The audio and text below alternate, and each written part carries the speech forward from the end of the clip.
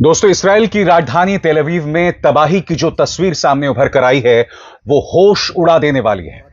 चाहे वहां का स्टॉक एक्सचेंज हो या वहां का जाना माना अस्पताल, समानांतर तौर पर मैं आपको बतलाना चाहूंगा, इसराइल जो है वो लगातार ईरान के परमाणु ठिकानों पर प्रहार कर रहा है। यानी कि कभी भी रेडियो एक्टिव रिसाव का खतरा लगातार बना हुआ है। मगर जो बड़ी खबर आ रही है दोस्तों कि किस तरह से ईरान इसराइल के अहम ठिकानों पर निशाना बना रहा है।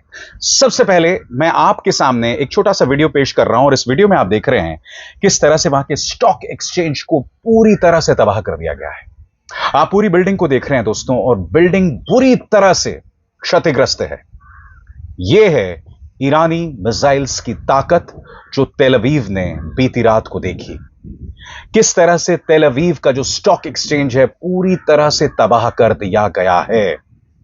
और जाहिर सी बात है वहां का आम इंसान पूरी तरह से घबराया हुआ है। वो घबराया हुआ है ईरानी मिसाइल, वहां की हाइपरसोनिक मिसाइल की ताकत से, वहां की फतह-1 हाइपरसोनिक मिसाइल से, जो हर गुजरते दिन के साथ अपनी ताकत जो है वो इसराइली आसमानों में दिखा रहा है।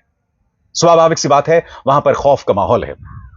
इंतजार कीजिएगा क्योंकि मैं आपको बताऊंगा कि किस तरह से इसराइल ने एक बार फिर वहां के दो अहम परमाणु ठिकानों पर निशाना साधा है।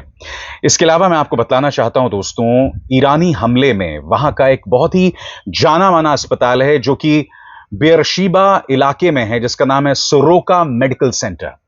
जैसे कि आप इन तस्वीरों में देख रहे हैं दोस्तों, बड़े पैमाने पर यहां पर तबाही मचाई गई है। अस्पताल को भी ईरानी मिसाइल से नहीं बख्शा है।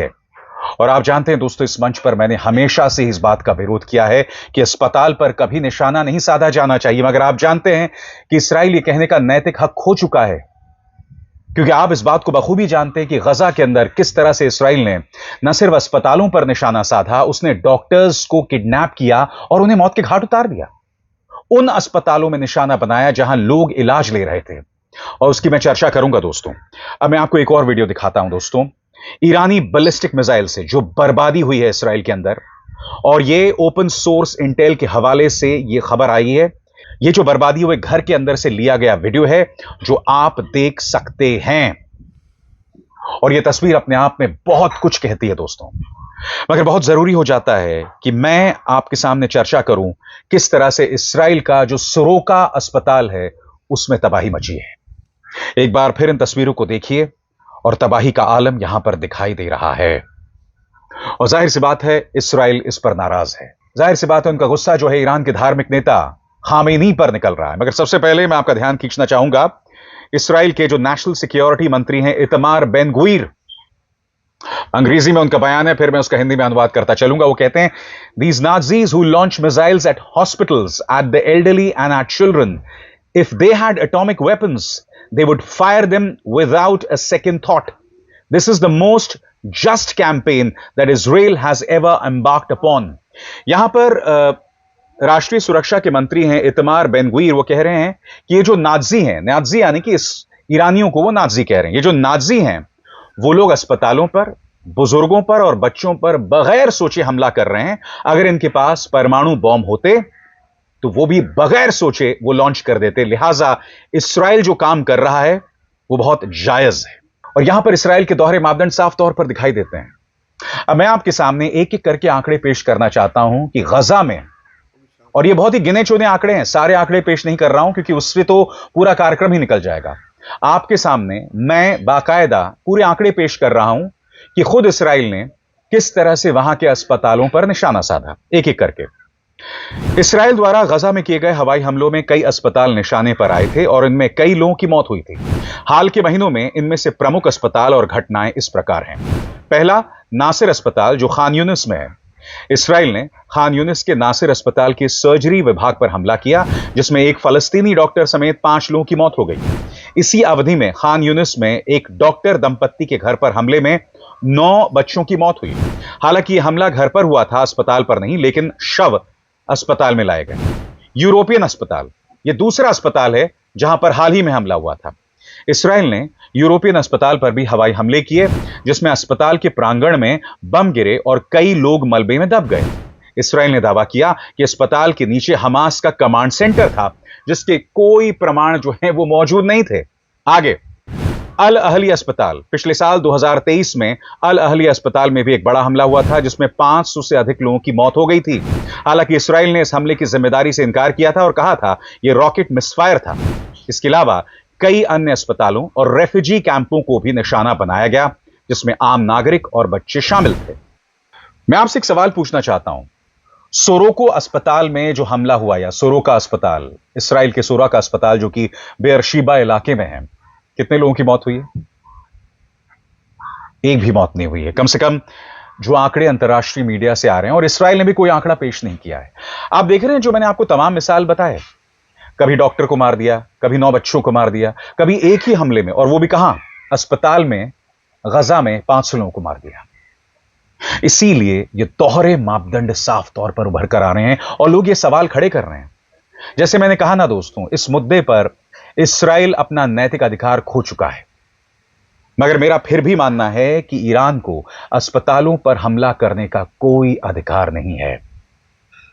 मगर हां, इसराइल अपने काम में जोरदार तरीके से लगा हुआ है और वो लगातार उनके परमाणु ठिकानों पर हमला कर रहा है। और यहां पर मैं जिक्र करना चाहूंगा 2 परमाणु ठिकानों पर, आपकी स्क्रीन पर दोस्तों। ओपन सोर्स इंटेल का कहना है करीब 40 इसराइली फाइटर्स ने करीब 1 दर्जन मिलिट्री टारगेट्स पर निशाना साधा, 100 म्यूनिशंस के साथ। और यहां पर 2 खास इलाकों, अराक और नतान्स पर हमला किया गया था। मैं आपको बतलाना चाहूंगा, अराक न्यूक्लियर स्टेशन वो न्यूक्लियर स्टेशन है जो इस वक्त एक्टिव नहीं है।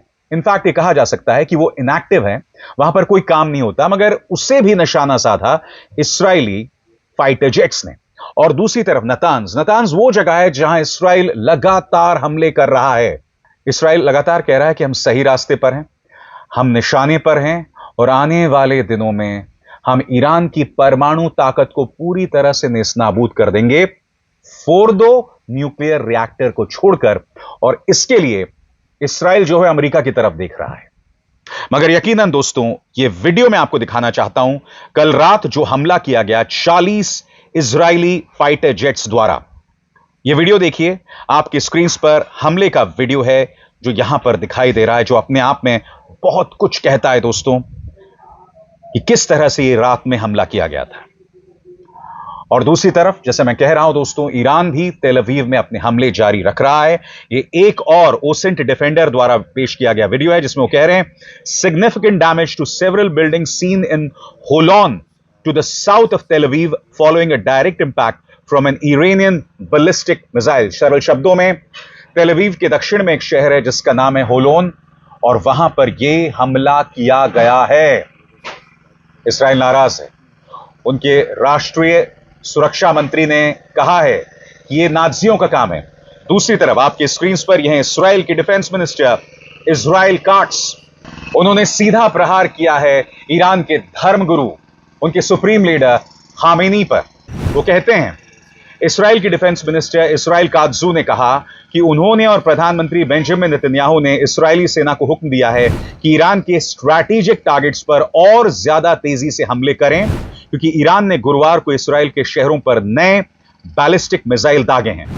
काट्स ने डिफेंस मिनिस्ट्री की ओर से जारी एक बयान में कहा, यह डरपोक ईरानी तानाशाह अपने मजबूत